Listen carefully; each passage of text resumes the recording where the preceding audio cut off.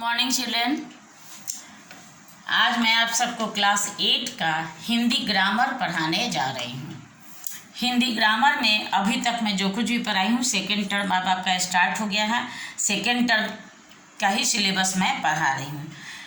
अभी मैं सर्वनाम आप लोग को बताने जा रही हूँ। सर्वनाम की परिभाषा, सर्वनाम किसे कहते हैं, सर्वनाम के कितने भेद हैं, उसके बारे में वर्णन करने जा रही हूँ। सर्वनाम की परिभाषा: संज्ञा के स्थान पर प्रयुक्त होने वाले शब्द को सर्वनाम कहते हैं। जो संज्ञा के बदले जिस शब्द का प्रयोग किया जाता है, संज्ञा के बदले जिस शब्द का प्रयोग किया जाता है या संज्ञा के स्थान पर प्रयुक्त होने वाले शब्द को सर्वनाम कहते हैं। जैसे मैं, तुम, वह आदि। संज्ञा किसी वस्तु, व्यक्ति या स्थान के नाम को कहते हैं, तो उसके जगह पर मैं शब्द का, मैं एग्जाम्पल में उस शब्द संज्ञा के जगह पर मैं, तुम और वह का प्रयोग करती हूँ। संज्ञा के 6 भेद होते हैं। संज्ञा के 6 भेद होते हैं। पहला, पुरुषवाचक सर्वनाम।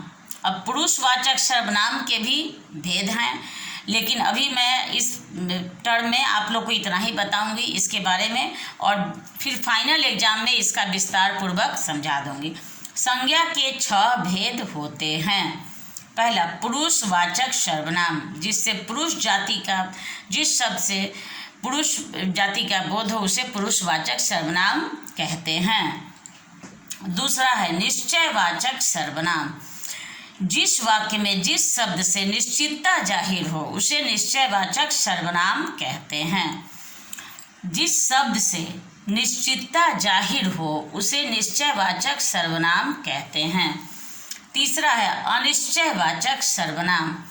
अनिश्चयवाचक सर्वनाम, अनिश्चयवाचक सर्वनाम में जिस शब्द से, जिस वाक्य से अनिश्चितता जाहिर हो, निश्चित नहीं है कि हाँ यह काम होने वाला है, अनिश्चय है, हो भी सकता है नहीं भी हो सकता है, उसे अनिश्चयवाचक सर्वनाम कहते हैं। चौथा है संबंधवाचक सर्वनाम। आपस में संबंध बताना, व्यक्त करना या संबंध के बारे में जाहिर करना, उसे संबंधवाचक सर्वनाम कहते हैं। उसे संबंधवाचक सर्वनाम कहते हैं। पांचवा है प्रश्नवाचक सर्वनाम। जिसमें प्रश्न हो, क्वेश्चन मार्क लगता है, उसे हम लोग प्रश्नवाचक सर्वनाम कहते हैं।